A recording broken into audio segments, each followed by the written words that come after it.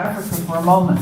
Our next poem, Lantern and Glass, is a traditional Ethiopian poem that is used to teach children to work together, and is often thought of as the ideal Ethiopian poem due to its hypersymmetrical structure. Workene Getso will perform this poem in the original Amharic and in English.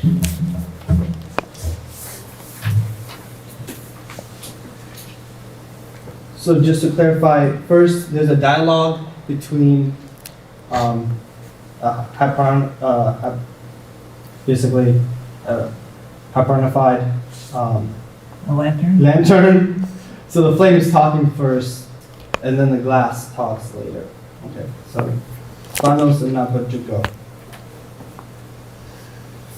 Indihi Yefanos Mabratum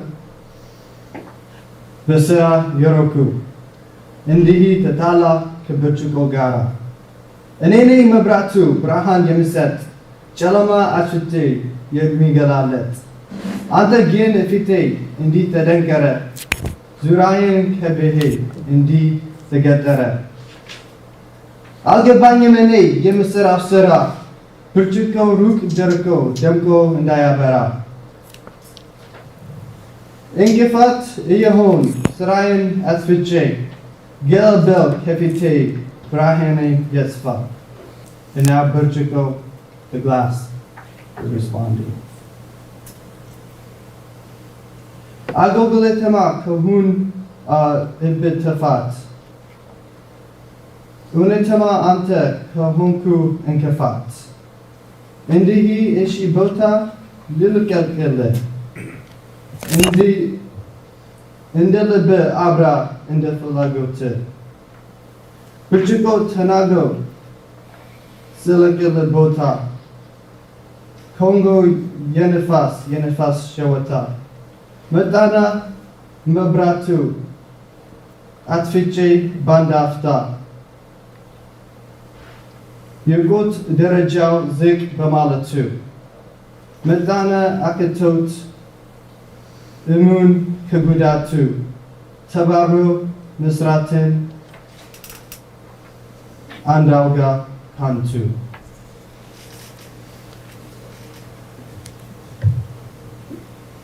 Okay, now this is the English translation, and the boastful flame is speaking. The flame is prideful of his work. Thus he started an altercation with the glass. I'm the light, I give illumination. I turn off the dark, I open the light. You, glass, are trespassing. You are not welcome. You are circling around abrasively in my face. I don't understand how you do your work. My light reaches far, but you hinder my brightness. You are an obstacle. You are ruining my work. Go away. Let my light go further. The glass now responds. If my service is a mistake, if your belief is that I am an obstacle, I will leave. I will give you your space. Burn as bright as your heart desires. When the glass spoke this, he let the flame go. Suddenly from the side, a gust of wind came. The gust of wind turned off the light in a split second. The flame was not very wise. He couldn't weigh the cost and benefit. Now it's too late to work together.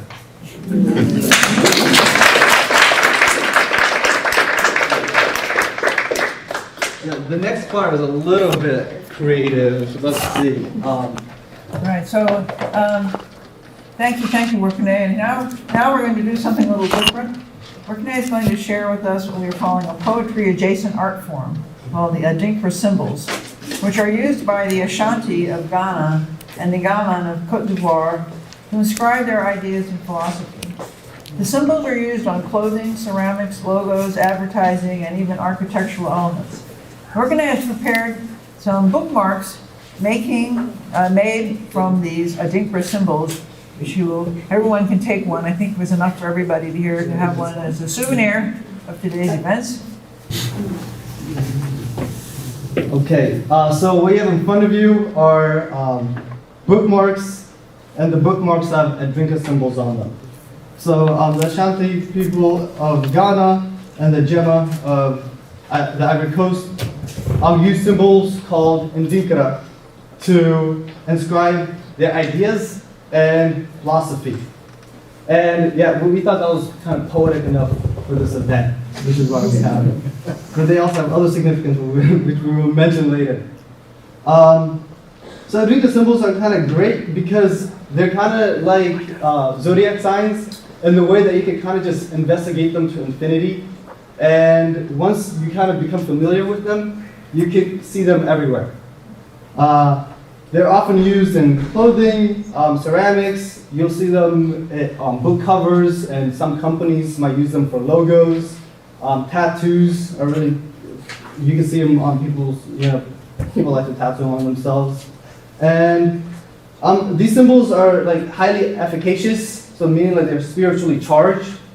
And they are meant to, in a way, imbue whatever they're marked on with whatever they mean. I don't know if I have any on me right now. No, I think let's see. Whew, okay. So what's it for? This is all right. I might not have it, but I think that's clear. But They're there's on the one screen symbol in behind you. particular, which means love always finds itself. It's green. If anybody could, let's see. Yes, it's that. No, yes, it's this one. It means love never loses its way home. And the first time I saw this, it was painted on a facade of a building, and the neighborhood was known for gun violence. Oh. So the fact that somebody had went through the effort to paint "Love never loses its way home" is kind of, I don't know, that kind of touches deep. It's hope. Yeah, it's hope, exactly. Yes. So there are three major reasons why Advaita symbols are really important. And the first is they kind of show us how the diaspora and Africa are linked. Because wherever black folks are, if you look carefully, you'll find these symbols. And next, there are over 200 known Advaita symbols. So it kind of serves as an example of an African system of writing. And lastly, and really most important, is Advaita symbols provide us with African sensibility, which a lot of it has been getting lost. It allows people to look at the world through their predecessor's point of view. I don't know if anybody has something that looks like a crocodile on it. Yes, okay. I know there are two of them. There's this one, and then there's one with interlinked crocodiles. Okay. I don't know. So the crocodile, it means adaptability and democracy.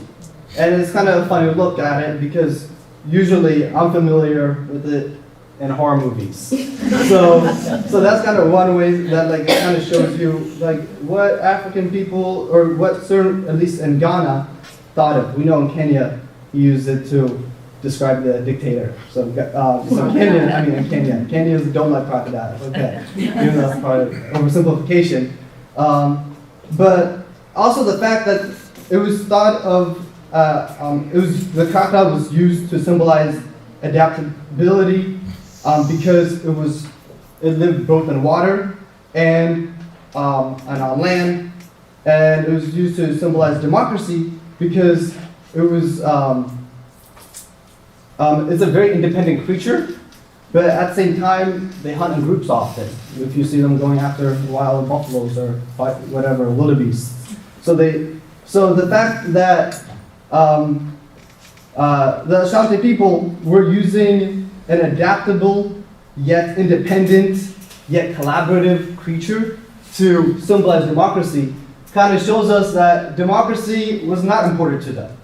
So it's really important to understand African systems of thought as they are. And this also gives us a map to kind of rediscover what our predecessors thought as beautiful, as powerful, and as divine. And yeah, so make sure to kind of look these up on the internet, and they're kind of a really interesting key into African systems of thought. Thank you for entertaining the wild presentation.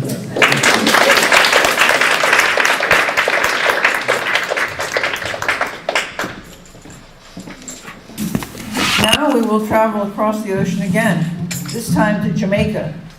Here's Spring in New Hampshire by Claude McKay. McKay was a Jamaican-American poet who was closely connected to the Harlem Renaissance in the first half of the 20th century. This poem contrasts the beauty of spring with the drudgery of a laborer who was unable to appreciate it during the daytime. Greg Nedved will perform the poem in English, and Linda Thompson will perform a Spanish translation. Spring in New Hampshire. To green the springing April grass, to blue the silver speckled sky. For me to linger here, alas, while happy winds go laughing by, wasting the golden hours indoors, washing windows and scrubbing floors. Too wonderful the April night, too faintly sweet the first May flowers, the stars too gloriously bright for me to spend the evening hours. When fields are fresh and streams are leaping, wearied, exhausted, dully sleeping.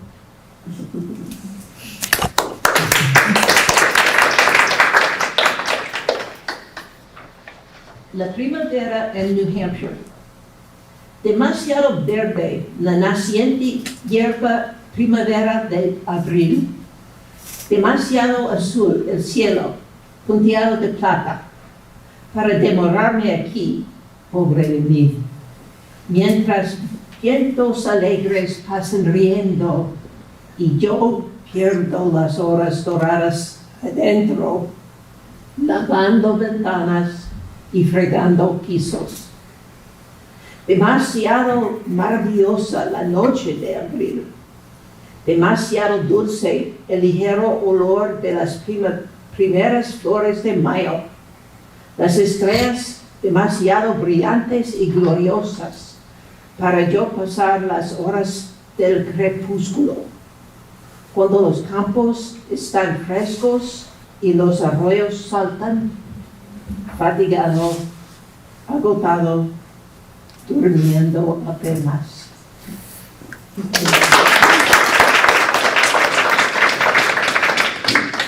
Thank you, Greg and Linda, for performing that poem. Now we're going back to Africa. We're just jumping back and forth across the ocean. Our next poem, Listen Compatriots, by Nontsatsi Megwedo, brings us to South Africa. Megwedo has the distinction of being the world's first major female Xhosa poet, although her past is shrouded in mystery. Aside from basic personal details disclosed in her writings, such as those concerning her family, personal beliefs, and political beliefs, very little is known about Megwedo. It is known, however, that despite supporting the black resistance under apartheid, she still criticized the African National Congress for fragmenting rather than unifying the black resistance. Megwedo's poetry frequently exhibits the forms of hyperbole and covers issues relating to black girls' rights and education. Ara Amin will perform the poem in English. I launched Christmas, the old year, and the new year with praise poems. Now I'm going to sing my own praises, then I'll move on again to start something new. Mercy, all of you. Peace, Ntonzi, renowned for your chanting. Your poems are the nation's bounty. No elephant finds its own trunk clumsy. Oh, peace, hen of Africa, with sheltering wing. Hen shepherding chicks, safe from the grasp of birds of prey. You are known by the nation and by heaven's maidens. Poets are so moved that they told each other about you. Upset follows hand, Nkwepo. Cast your shadow on nations and sap their strength. You are a beast that does not stay in the background. Those in the know tremble in tackling you. Peace, dusky woman with the colors of poles. Your stench reeks like the river snake. Mercy, elephant browsing top shoots. You've made a name from Equeto. Peace, Mutonzi, African maize tufts, waving beneath the breeze. You stubbed your toe and felt the pain. A slip of the tongue and they stomped on you. Peace, Mutonzi, African maize tufts. You strip poetry bare and expose it, and the nation's mountains face one another as you sway from side to side. Peace, dusky woman, Dregensburg snow. Like morning dew on Mount Hermon, I stumbled in walking with whites. Oh, I felt the cops' cuffs on me. Peace, woman poet, vibrant flamingo, which thrust its feet forward for takeoff, which thrust its feet backward to land. All the animals rise up. Peace, duck of the African thickets, ungainingly bird with ill-shaped frame. Oh, Ntonzi, African maize tufts, with crooked legs like yours you'll never marry. Peace, woman poet of Africa with sheltering wing. Make way, alas, I was used. Peace, startling perched in a big tree. Your poetry puts feminine wilds to rest. Peace, Ntonzi, African maize tufts. Let spinsters again wear bodices, for no one knows your ancestors. Without skin skirts, there'll be no marriage. Where are your daughters? What do you say? We roam the countryside searching for marriage. We abandon the women and we abandon our dowry. Now we're milked, though calfless, living with no bodies. What's education? Where are your sons? They roam the land in search of nothing. Chickens scratching for scraps, eager at dawn, at dusk, empty-handed. Peace, Ntonzi, matchstick legs marked from roaming through thorn brakes, prophesying. Oh, peace, poetic diviner. Watch out, the wild bird's flapping its wings. Peace, Shizama, who eats her meat raw. No one knows your ancestors. May the browsing elephants make it home. If they stay in the open, they're lost. Peace, Ntonzi, Sandele's daughter, child of one of Nkike's chiefs. You are thrashed on Nkike's plains for praising chiefs and not commoners. Oh, peace, Ntonzi, African maize tufts.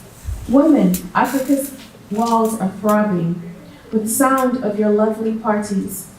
Oh, shame, all the young men wither. The day of your death will darken, Ntonzi. The commander's horse will lose its way. Oh, peace, and to you, Nsika, who roamed through thorn brakes prophesying. Mercy, awesome saint. This is what Nsika spoke of, little red people down on their knees, casting spells when they come to Mpondo. The land was plowed by our fathers' tractors, and the black no place to plow. Mercy, heavens, mercy, earth, mercy then, sun, and mercy, moon. You'll keep your final accounts. Present the reports to the highest power. Make a careful case for us. Where else will we go, crocodile of the pool? Mighty champions of Africa, there's the black approaching in tears. Do you all agree? We agree. By the cross's victor. We agree. Yes, in truth, we agree. Oh, so says the enigmatic forest buck. Toadstools reach up, and then she's through scratching. Keep scooping from the cusp. There lies the land of your ancestors, harassed by evil spirits. There are the words of those spied on by those bearing arms, who watch her even by lightning. Mercy.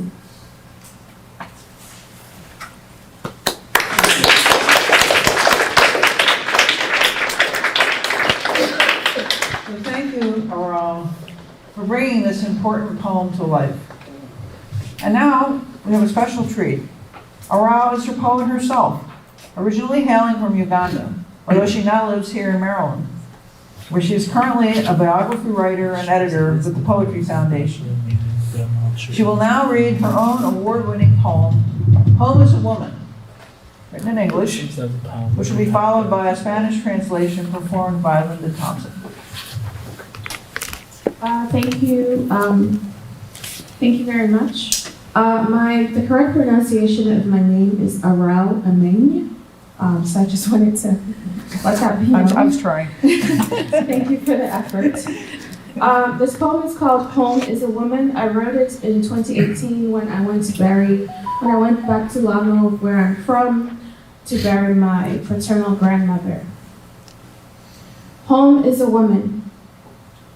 Before I enter the Matatu, from the drive to Kampala, then Lira, the driver stops me to tell me he's never seen me on this route. You must live outside. I remember I live outside of my own country. I pretend not to hear. And he says it again, this time behind a cigarette and a smile. He asks me, who are your people? Who is your father, your grandfather? Saying he may know my people. I tell him my mother's name, and her mother's name, and my great-grandmother's names. I tell him about the names of the land they could not inherit unless their brothers or fathers or husbands gave it to them. I name and map the land from that tree to the edge of the river. I tell him where my great-grandmothers were born, where my grandmothers were born, where my mother was born. I hum the names of the women in my family over and over again like a forgotten prayer, a forbidden song. He asks again, who are your forefathers, you girl? And I ask him, and who gave birth to them? And I say the names of the women who gave birth to them. Our ride is silent from Kampala to Lira. He gives me a curious glance from the rearview mirror at my many faces, looking at me while I hold on to my suitcase, while I carry all of the women living inside of me. I carry them home.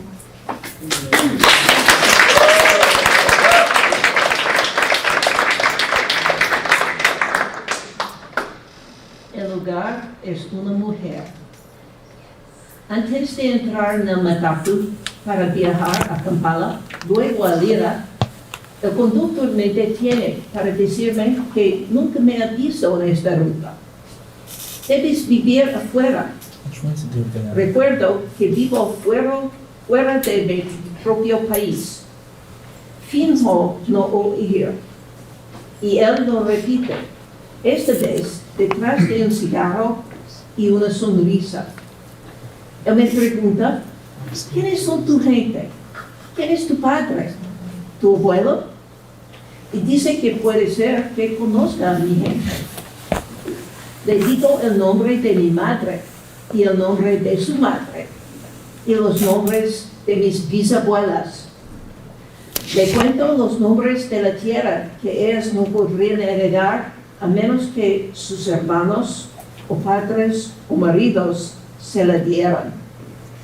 Nombro y mapeo la tierra, desde ese árbol hasta la orilla del río. Le digo dónde nacieron mis bisabuelas, dónde nacieron mis abuelas, dónde nació mi madre. Tarareo los nombres de las mujeres de mi familia, una y otra vez como una oración olvidada, una canción prohibida. Él vuelve a preguntarme, ¿quiénes son tus antepasados, chica? Y yo le pregunto, ¿y quién los dio a luz a ellos? Nuestro viaje desde Kampala hasta Lira es en silencio. Me mira con curiosidad desde el espejo retrovisor, mis múltiples caras. Me mira mientras agarro mi maleta, mientras llevo a todas las mujeres que viven dentro de mí. Les llevo a casa.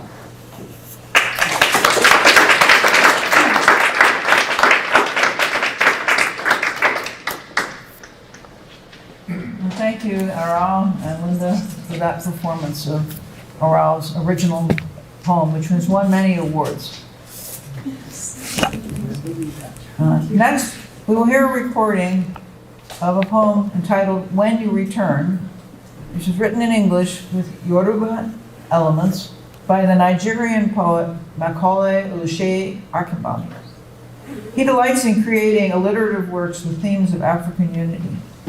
When You Return asks, what awaits members of the African diaspora who return to the lands of their ancestors from the white man's land of slavery?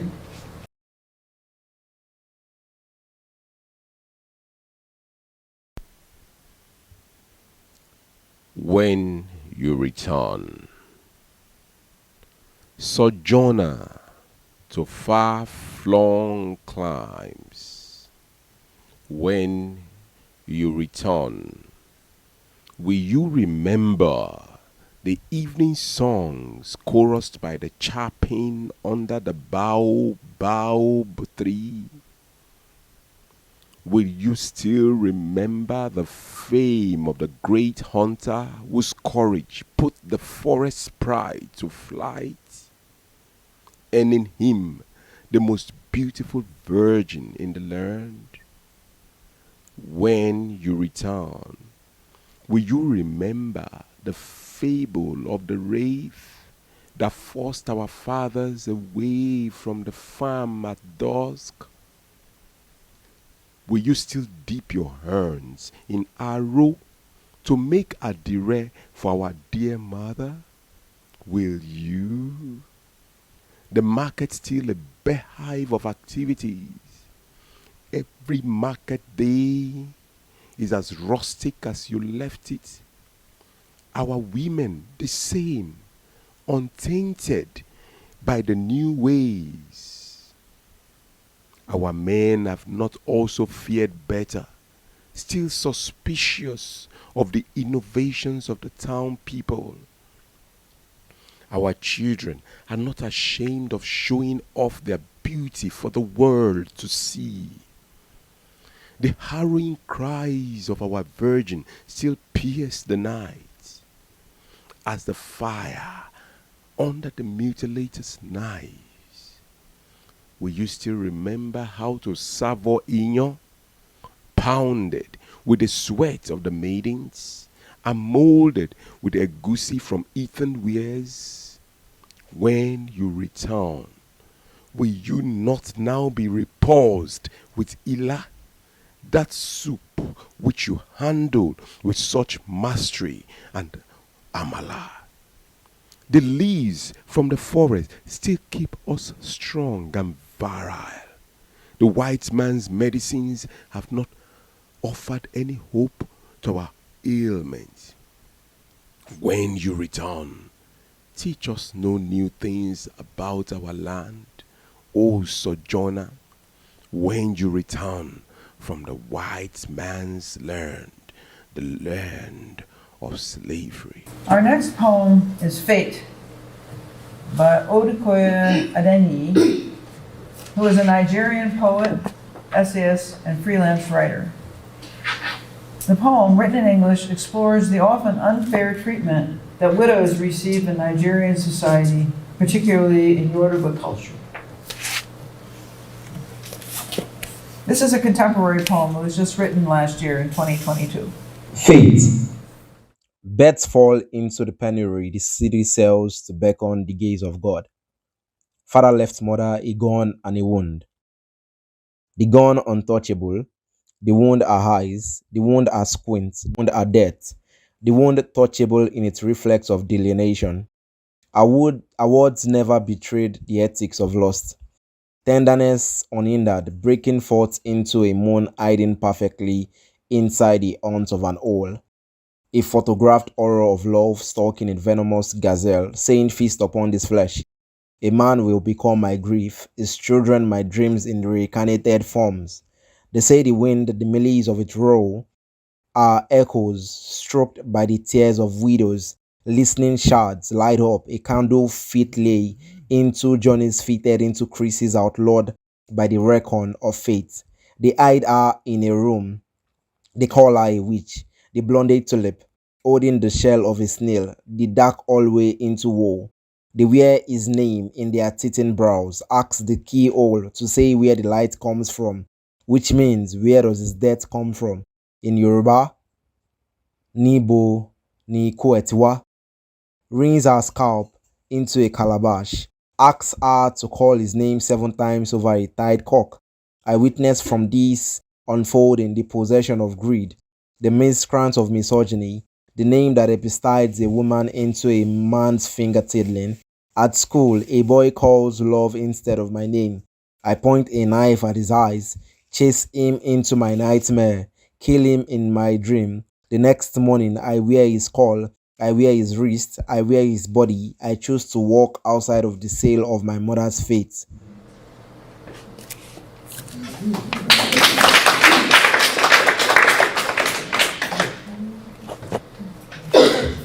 Now we have one more poem from Nigeria to present. This is an unusual poem. The title is Self-Portrait with Phonemic Analysis by Abdul Karim, who is a Nigerian writer and linguist whose work has been published in numerous prominent global poetry journals. The poem, written in English, presents an analogy between phonemic analysis, that is, how a sound can be altered while it is pronounced, and the transformative power of grief. I kneel at the Calvary, the sun pelting on my skin like a rainstorm of fragmented pieces of glass. I drag myself towards a crucifix, where phonology says, a boy changes to a broken boy in the environment between grief. I think myself a guitar string, blessing the tonalities of the aches in this poem. Who will crush pomegranates into juice for me? Who will beat the bush of this boy into a floral garden of roses? Who will pour joy like a fricative sound into the living of this boy? I seek the road to the delusion of grieving, where grief is deleted in the environment between bliss, where I will sleep through the night without the body of a knife lurking in my dreams, where I will sleep through the night without drowning in the pool of my own fears, where I will sleep through the night and not wake up as a butterfly's wing. But insertion says, insert grief in the environment between bliss of a boy. Recently, I touched things and the flower out a monochrome of death and my father, how he squeezed life out of him like an orange. Dear poets, when will you stop performing an autopsy with poems on all the broken things you know, including yourself? This poem, a psych word, this poem is psychnos, which drew from your psyche. Like a wood frog, I'm still holding my pee through hours, through the night, where pain is a pipe piper, blowing its pipe to me in these times of woe.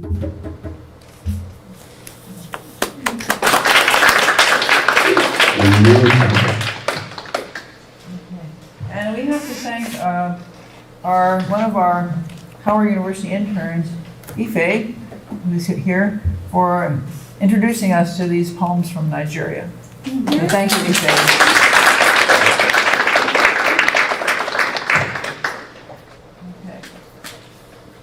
Okay. So for our final words, in our section on identity, gender, and ethnicity, we will present 2 poems, one titled Privilege Is, and the other Uncovered, by African American poet Anissa Lawrence.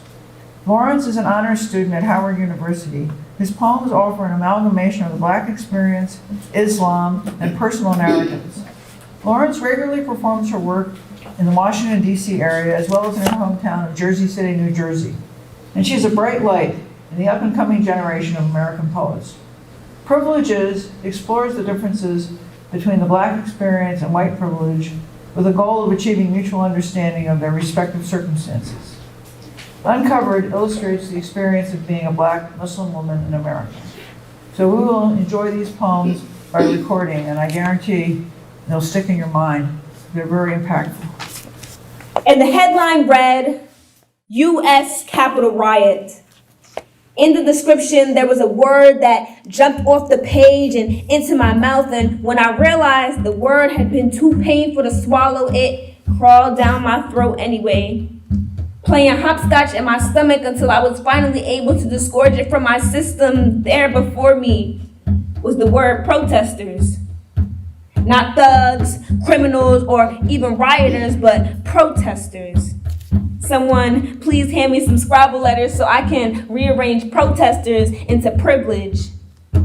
You see, privilege is not knowing what it's like to have an adrenaline rush when you hear sirens. Privilege is your parents telling you to come home before dark because they don't want you out late, not because they want to be able to hear your voice again. Privilege is being able to complement the word parent with an S. I hope this isn't easy to digest. Privilege is not being treated differently because you have an actual cultural background. And yes, I said actual cultural background, emphasis on the word actual. Hold on, let me rewind, slow down, and code switch before I become the next angry black woman on your social media feed who actually isn't angry but honest.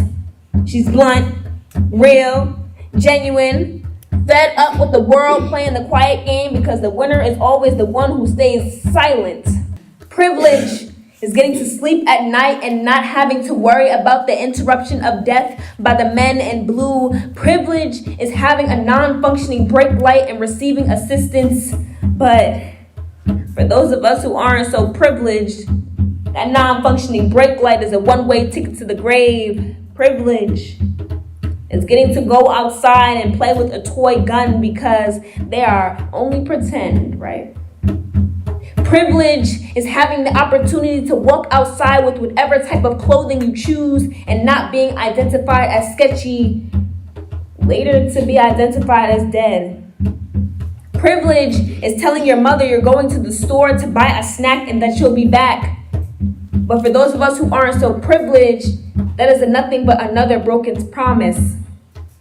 Privilege is being put on death row for a crime you actually committed, and no, I don't support the death penalty. Privilege is not having to include disclaimers.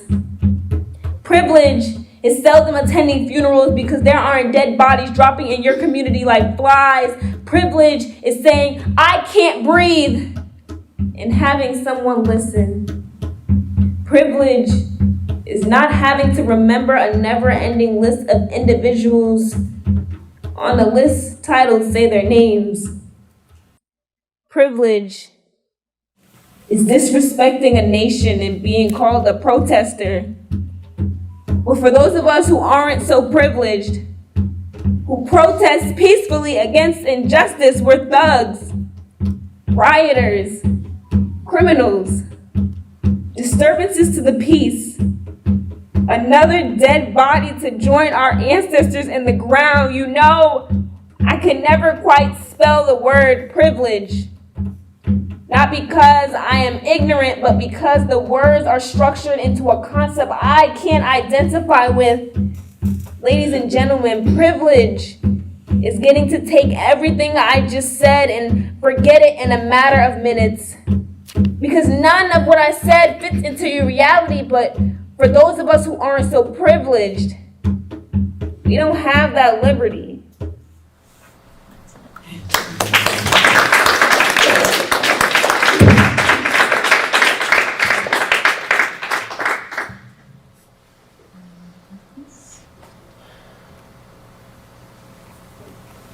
My blackness is an intersection between black, Muslim, and woman.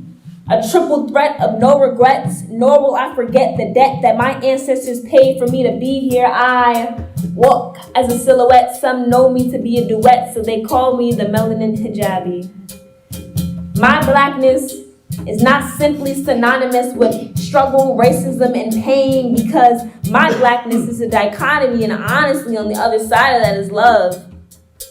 Breaking rules is my speciality, and I'm so smooth the way I execute is never a criminality. I know you're thinking how my words flow so organically. I attribute all greatness to Allah, Ar-Rahim, Al-Qudus, Al-Muhaymin, and sporadically he sprinkles some of his phenomenality my way. Someone once told me my blackness carries a negative connotation, a narrative that paints black as having no time to love. They said, "You are rebellious for doing so."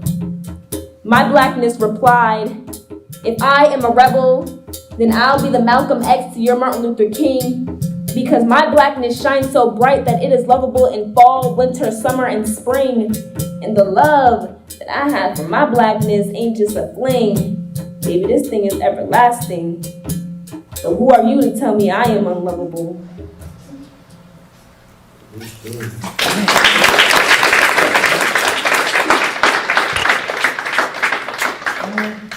We were also introduced to these poems by Anissa Lawrence from our other Howard University intern, Rukne Gedeso. So Howard really contributed a lot to this event, and we're very grateful for their support.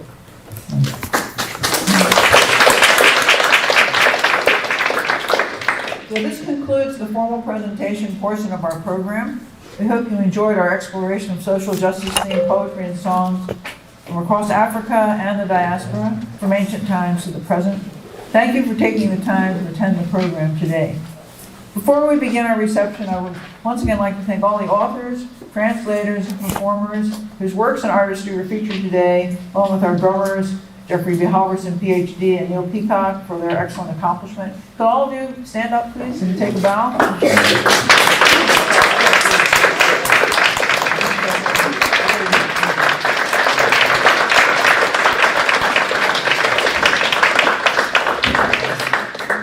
And finally, if you would like to explore more of our Power of Poetry exhibit or learn more about the National Museum of Language in general, please visit us at languagemuseum.org. All right, well, let's all head back and